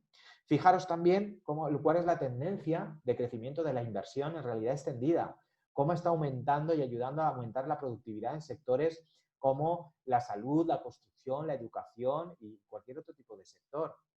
¿Vale? Insisto, riesgos los hay, pero quedaros con lo que he comentado. No están tanto en la tecnología, sino en el uso que se hace de la misma. ¿Vale? Otra de las tecnologías que también se consideran disruptivas, que son los interfaces neuronales, es decir, cómo podemos desde nuestro cerebro manejar máquinas, manejar equipos, manejar robots, manejar coches inteligentes, es decir, fijaros todo lo que conlleva, pero cuidado, esto no está exento de riesgos. ¿Vale? Fijaros que es la mezcla entre la inteligencia artificial y, por ejemplo, el Internet de las cosas, el IoT, y genera muchos retos desde el punto de vista legal y ético.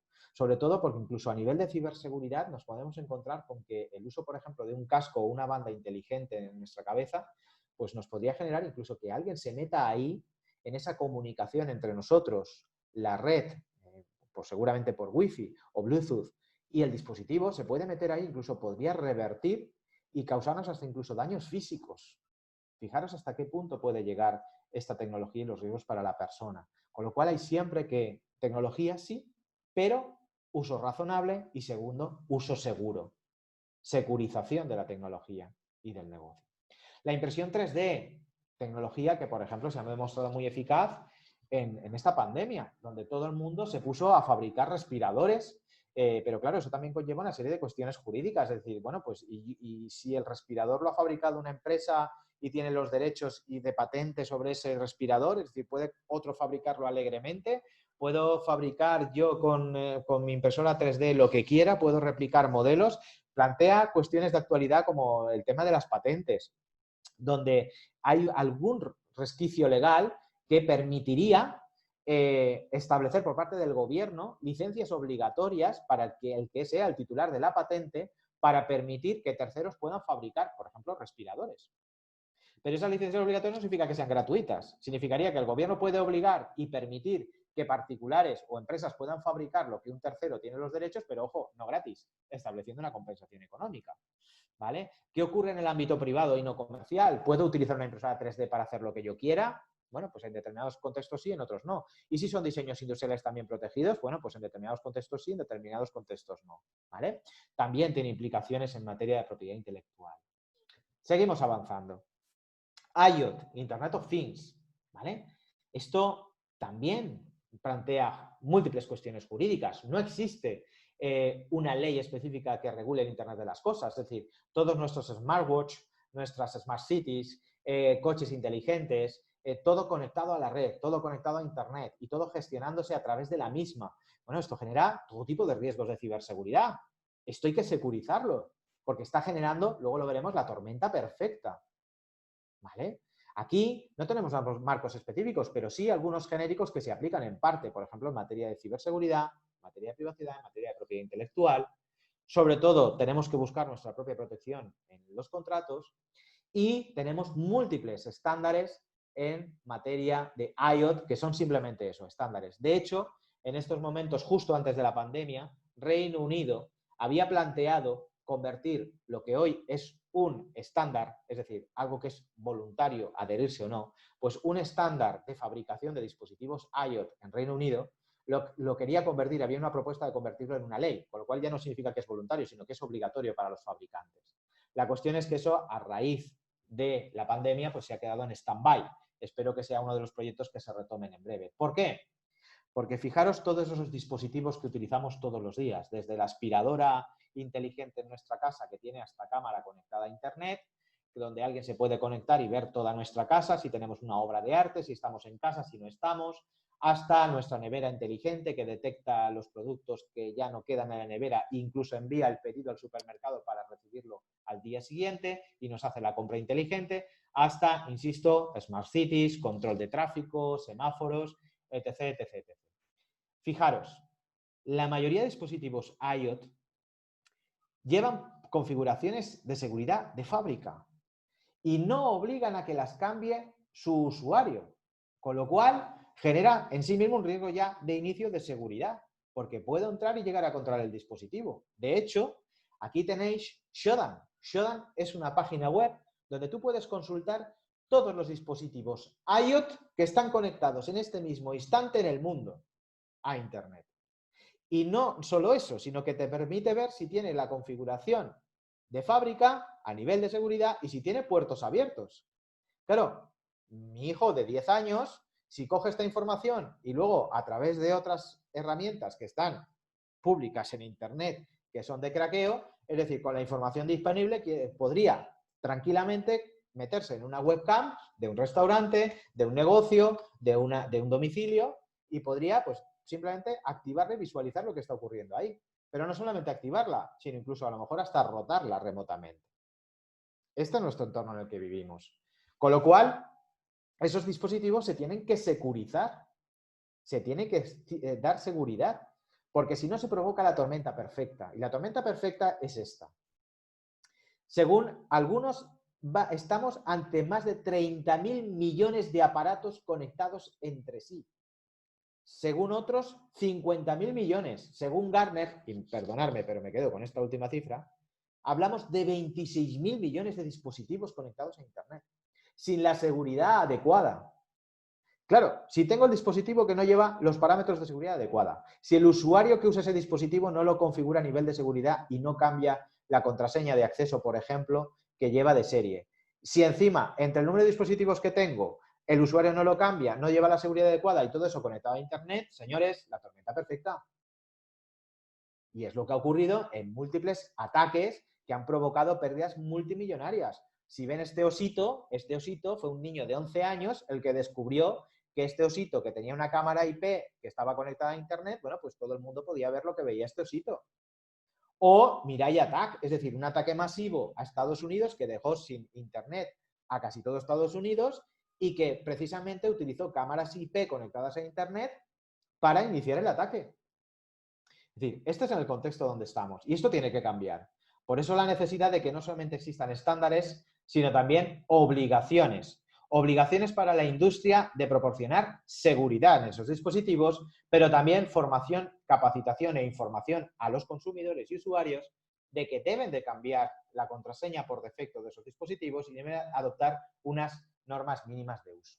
Un ejemplo de IoT aplicado a los negocios, el mejor que creo que puedo poner es este.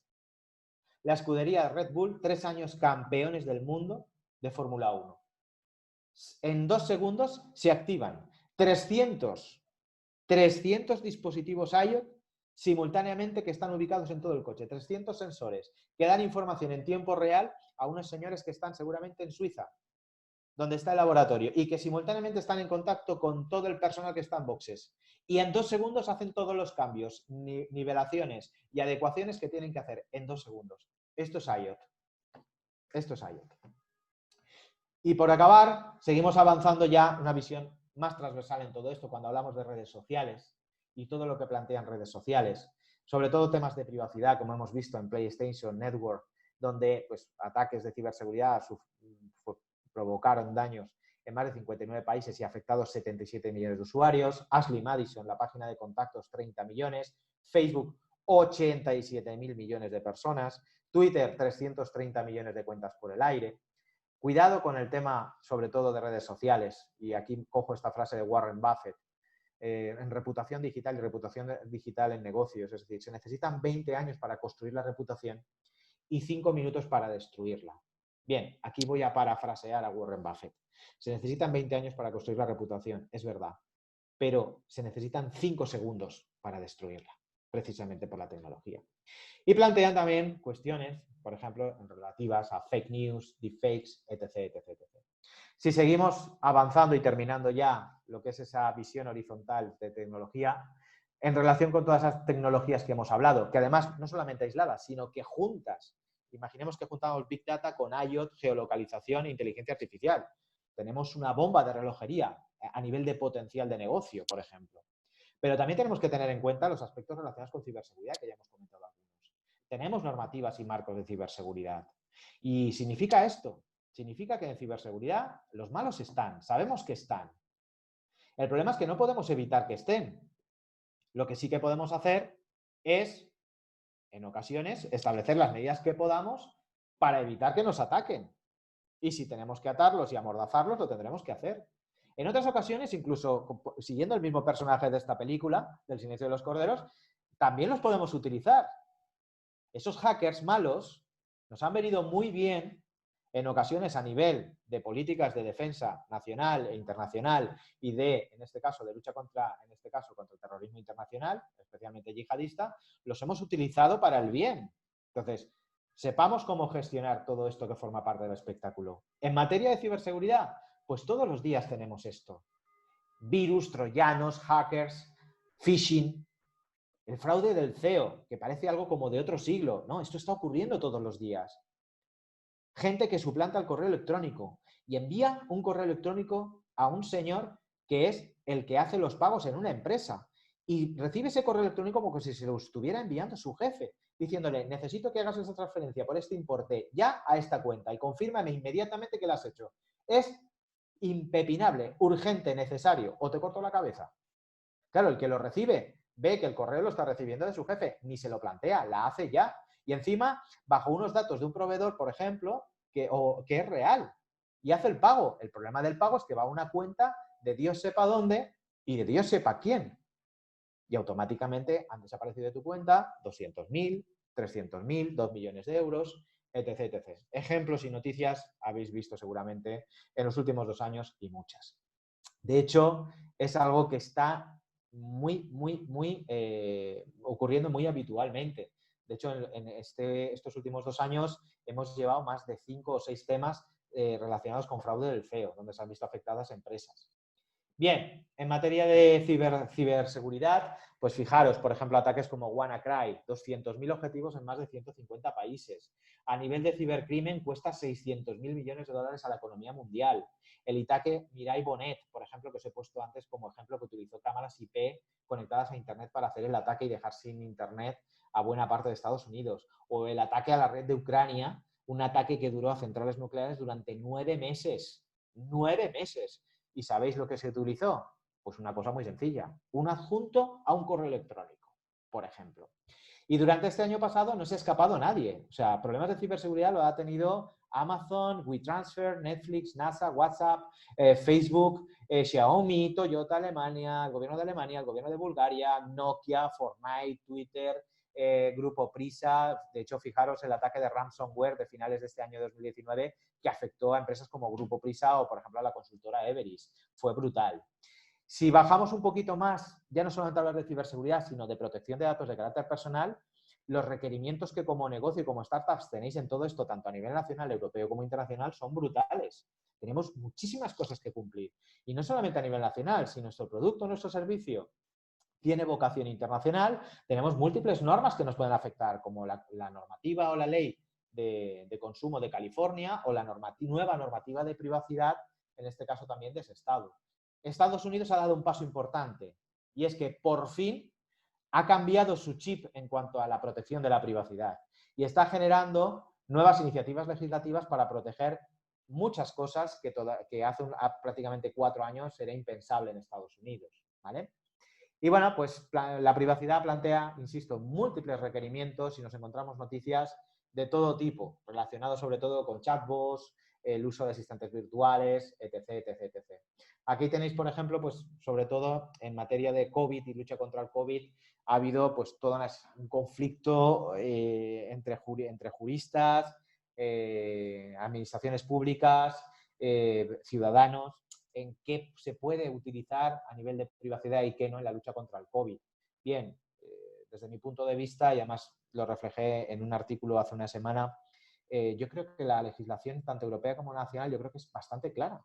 Y en esto precisamente sí tenemos legislación específica. Y creo que la línea roja está muy claramente definida. Y creo que se puede hacer todo sin necesidad de pasar esa línea roja.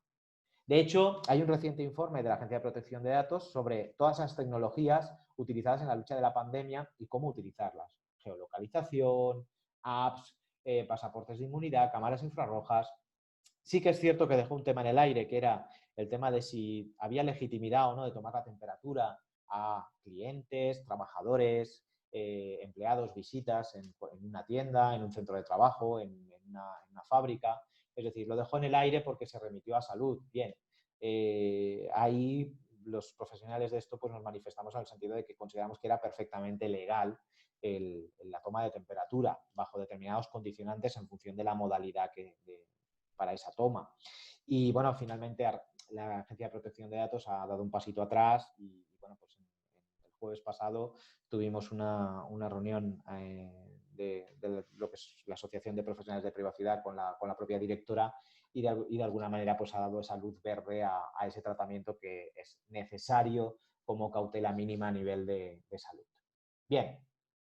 Por último, relacionado con ciberseguridad, el cybercrime. Y cuidado, todo lo que sea ciberseguridad no significa que sea delito. Es decir, todo lo que afecte a la seguridad de mi empresa o de mi información no significa que todo eso que afecta sea delito. Delito es solo aquello que considera el Código Penal que es delito. Entonces, en este sentido, pues bueno, pues el propio Código Penal regula múltiples delitos relacionados con, en este caso, la tecnología de todo tipo, ciberbullying, grooming, revenge porn, phishing, farming. Es decir, y hasta hace bien poco, fijaros que el hacking, si teníamos un hacker, no podíamos perseguirlo penalmente porque no estaba tipificado como delito. Afortunadamente se modificó el Código Penal y actualmente sí podemos actuar. Pero fijaros en algunos gráficos y en algunos datos extraídos, por ejemplo, del mundo, un poquito alarmantes, ¿no? Estos serían los delitos tecnológicos por año, pero sobre todo me quedo en los titulares, que en España solamente se resuelve el 3% de los ciberdelitos denunciados. Fijaros. Y que los delitos denunciados en España suponen solo entre el 10 y el 15% de la cifra real. Es decir, de todos los delitos que suceden solamente se denuncia esa parte. Bien, esto nos tiene que hacer reflexionar, porque es cierto que los profesionales tenemos muchas limitaciones a la hora de intervenir internacionalmente para perseguir delitos. Tenemos pocas herramientas, pero esas pocas las tenemos. Esas pocas las tenemos y en este sentido, a nivel de ciudadanía tiene que haber una capacitación mayor, en el sentido de el silencio ante un delito lo que hace es potenciar que se sigan cometiendo más. Entonces hay que actuar y afortunadamente las fuerzas y cuerpos de seguridad del Estado cada vez más tienen más medios y más unidades especializadas. Por último y para acabar, todo lo que es la tecnología ha permitido el crecimiento exponencial de determinados sectores como es la economía colaborativa. Aquí tenéis algunos ejemplos de ello y que han sido negocios de éxito y modelos de negocio de éxito. Si bien, pues bueno, pues esta situación de pandemia, algunos de ellos pues los ha dejado muy, muy, muy tocados, como era lógico, pero esto está pasando ya. Con lo cual, entiendo que volverán a sus niveles anteriores. Otras implicaciones en otras materias jurídicas también, no me voy a explayar más en ello. Y como conclusión final, insisto, la tecnología es un medio, no un fin. Aprovechémosla, sea disruptiva o no disruptiva. Lo que tenemos que ser capaces es de crear modelos de negocio disruptivos. Pues muchas gracias por vuestra paciencia. Espero que nos haya resultado pesada, partiendo de que tengo que hablar de temas de derecho a la mayoría de vosotros, que entiendo que sois ajenos al mundo del derecho y de la legislación, con lo cual hablar de temas legales pues bueno, no es siempre lo más bonito del mundo, pero espero que os haya sido interesante y sobre todo que os haya aportado algo de valor esta presentación. A partir de ahí, si tenéis cualquier tipo de pregunta, Mar, te cedo la palabra. Sí, José Manuel, muchísimas gracias. La verdad es que nos has dado muchísima información, todo muy interesante, pero bueno, ahora tenemos que solidificar todos estos conocimientos que nos has dado. Ujú. Te querría hacer una pregunta. ¿Cómo piensas que están de preparadas las empresas valencianas para abordar la digitalización? Buf, esa es una buena pregunta. Entonces, a ver, supongo que tengo que ser políticamente correcto o incorrecto. No sé. Dinos la verdad, dinos tu A ver, sensación, Sí. en general, hagamos un análisis de la situación actual, ¿vale? Nos ha pillado a todos con el carrito del helado. Esa es la realidad. Nos ha pillado Perdona, con el... José Manuel, perdón Sí, que te corte. ¿Puedes dejar de compartir la presentación? Y sí, así te claro, ven, claro, sí, perdona. sí, así te ven en la exposición. ¿Bien? Sí, sí, gracias. Muy bien. Ay, disculparme, pero es que llevo, wow, 1 hora y media hablando. Sí. Que me, que me ubique. Bien, a ver, bueno, yo políticamente correcto no suelo serlo porque al fin y al cabo lo que se trata es de dar la visión real de las cosas, ¿no? Entonces, creo que con que valoremos un poquito la situación actual que estamos viviendo, yo creo que nos hace un poco ver pues dónde estamos y qué ha pasado. Si habéis visto esta situación, lo que ha hecho es pillarnos con el carrito del helado a todos, a gobiernos, a empresas, absolutamente a todo el mundo. Sí que es cierto que la ventaja que hemos tenido es que al tener toda esa tecnología a nuestra disposición, nos ha permitido reaccionar con rapidez y nos ha permitido transformarnos digitalmente, inevitablemente y forzosamente de una manera rápida. Con lo cual eso es lo positivo. Teníamos toda la tecnología delante de nosotros, pero nuestro día a día pues, nos hacía o no verla o querer mirar hacia otro lado. Entonces, de alguna manera, toda esta situación ha servido para ponernos a prueba. Y muchas empresas y muchas entidades lo están pasando con nota y con nota alta. Sí que es cierto que en determinados sectores lo están pasando mal. Fijar en el sector educación. Nos podemos encontrar todos los perfiles, desde entidades que mucho antes del estado de alarma ya veían venir el problema y ya habían tomado la decisión de pasar a modalidad virtual y tenían las plataformas preparadas para ello con seguimiento de clases online y en directo, todas las clases de 9 a 9 de la noche, con lo cual estaban preparadísimos para esto. Otro tipo de entidades educativas y colegios que no estaban preparados para esto y han tenido que improvisar tirando mano de Meet, Zoom y todo este tipo de aplicaciones. Insisto, la ventaja que hemos tenido es que toda esa tecnología está ahí, la podemos utilizar, está a nuestro alcance y hemos demostrado que hemos sido rápidos en incorporarla y rápidos en activarnos y nos hemos transformado todos.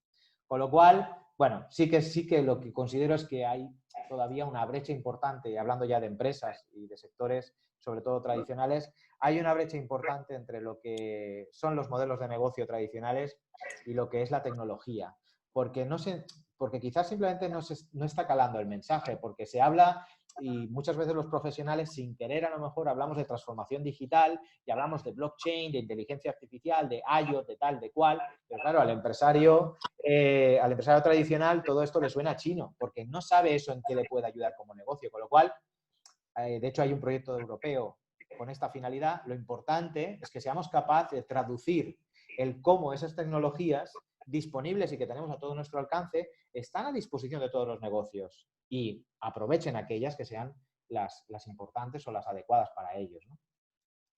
Esto viene un poco al hilo de la siguiente pregunta que te quería hacer, José Manuel, que es, ¿qué recomiendas o qué medidas piensas que deben tomar de forma inmediata un poco para atajar y para capear la pandemia que tenemos encima empresas de reciente creación, empresas que llevan muy poco recorrido y que acaban de arrancar? Bueno, ahora, como sabéis, estamos en pleno proceso de desescalada, ¿vale? Ese proceso de desescalada depende de la tipología de empresa, si tiene trato o no directo con el público, es decir, todo depende del sector donde se mueva, es decir, un poco por la experiencia que hemos vivido, es decir, las empresas sobre todo de sectores tecnológicos o de base tecnológica, realmente esta situación prácticamente no les ha afectado en prácticamente nada. De hecho, todo lo contrario. Muchas empresas lo que han hecho es dispararse en cifras y, de hecho, han empezado a contratar mucha más gente durante este periodo. En modalidad de teletrabajo, en modalidad remota, etcétera, etcétera. Pero en determinados sectores, lo cierto es que no han cesado y todo lo contrario. Todo depende de la empresa y sector, pero desde luego, es decir, sentido común y analicemos las oportunidades. Es decir, una situación como esta nos ha demostrado que pueden surgir oportunidades de todo tipo en cosas que habíamos obviado o que lo dábamos como sectores que estaban ahí, pero poco más. Hoy en día, los sectores, por ejemplo, de servicios de limpieza están totalmente desbordados. Hay necesidad de empresas de limpieza, por ejemplo, del sector del transporte. Es decir, bueno, ya no os cuento, por ejemplo, de fabricación de máscaras. Habéis visto lo que ha ocurrido durante estos meses. Sí. Hay necesidad, va a haber más necesidad. Es decir, bueno, pues son contextos excepcionales que generarán necesidades excepcionales y temporales. Pero esas otras necesidades ya no temporales, sino que se han llegado para quedarse, van a seguir estando. Entonces, todo el tema de empresas de desarrollo de software, de teleformación, de virtualización de entornos productivos, virtualización de entorno de trabajo, no han cesado y van a nacer muchas más por la necesidad que existe.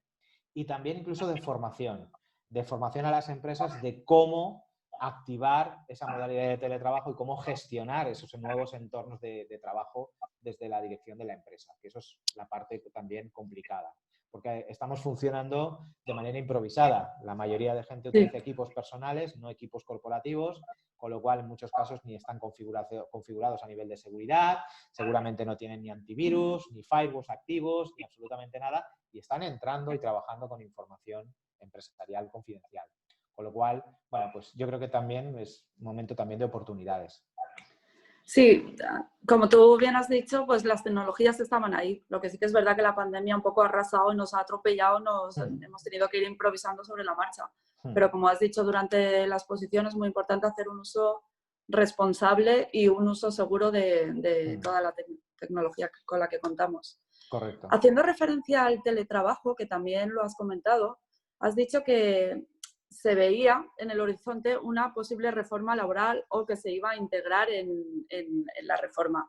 ¿Tienes idea de cuánto tiempo puede pasar o cuál es la previsión que haces de que se pueda integrar el teletrabajo al día a día? A ver, previsiones, aquí voy a ser políticamente más incorrecto todavía. Después del bochorno de ayer, si vimos la actuación de nuestros representantes en el Congreso, que fue bochornoso, o sea, sentí vergüenza ajena de lo que vi y que creo que por responsabilidad no deberían de suceder esas cosas, porque al fin y al cabo son el espejo donde todos nos miramos y la sociedad yo creo que ha tenido... O sea, lo que ha ocurrido aquí en España, eso no ha ocurrido en ningún país del mundo. Y el comportamiento responsable y solidario que hemos vivido aquí durante estos 2 meses y medio, eso en la vida ni se pensaba que podría ocurrir. Pero claro, llega un momento de agotamiento y de crispación. Si nuestros representantes lo que nos muestran desde esa imagen, pues apaga ya y vámonos, ¿no? Bien, en el contexto beligerante de ayer, te diría que yo no sé cuándo puede llegar esa reforma, porque como en vez de consenso lo que hay es una guerra abierta absolutamente entre todos los grupos políticos, realmente me resulta difícil pensar en establecer una línea clara de reforma, ¿no? Pero bueno, yo creo que va a llegar sí o sí y tiene que llegar a la fuerza. Y supongo que en el mes de junio tendremos ya una propuesta seguro encima de la mesa, porque es una necesidad, es decir, aquí hay que regular esta figura con mayor detalle, y ya no desde el punto de vista solamente de la propia empresa y de sus intereses a nivel empresarial y comercial, sino incluso en relación con el propio trabajador, desde el punto de vista de su securización a nivel de riesgos laborales, a nivel de los recursos que está utilizando, que son propios, no son de la empresa, es decir, es una situación temporal en la que todo el mundo ha puesto pues toda su buenísima voluntad, pero que realmente tiene que ser una situación temporal porque tendrá que tener una cobertura y tendrá que tener una regulación y sobre todo porque, insisto, el teletrabajo ha llegado para quedarse. Para quedarse. Pues bien, como nos comentas, ojalá que llegue más pronto que tarde por el bien de todos, que podamos tener una normativa clara y que podamos trabajar cómodos todos desde casa o combinar las dos modalidades. Y ya por último, para finalizar, la última pregunta que te quería hacer es, alguno de los oyentes nos comenta, ¿la revolución 4.0 debe ir aparejada con una revolución social 4.0? Sí, por Dios, por favor, sí, sí. O sea, a nivel, otra de las brechas fundamentales es que tenemos que ser conscientes como ciudadanos que vivimos en ese ciberespacio, de que vivimos en una sociedad digital y la sociedad digital cambia las normas, cambia los marcos. Es decir, en la sociedad tradicional física tenemos unos marcos regulatorios muy claros que regulan nuestra convivencia y relaciones, pero en el ciberespacio no existe ese marco jurídico global. Con lo cual tenemos que ser muy conscientes que vivimos cada vez más en una sociedad digital donde hay esa ausencia de normas y de marcos de referencia y tenemos que aprender a relacionarnos de otra forma y tendremos que aprender a resolver nuestros problemas de otras maneras. Con lo cual eso es lo primero y más importante. Y lo segundo, tiene que haber un apoyo absoluto a nivel de los gobiernos de información, formación y capacitación a los ciudadanos sobre todas estas cuestiones que hemos hablado de riesgos en el uso de la tecnología, riesgos en el uso de Internet, es decir, que esto llegue y cale profundo. Y cada vez más esto tendría que formar parte de los planes de estudio en las edades más tempranas, porque al fin y al cabo nuestros hijos son nativos tecnológicos, han nacido con la tecnología en la mano, pero no hay nadie que les esté formando sobre todos esos riesgos, salvo que estemos ahí como padres encima, ¿no?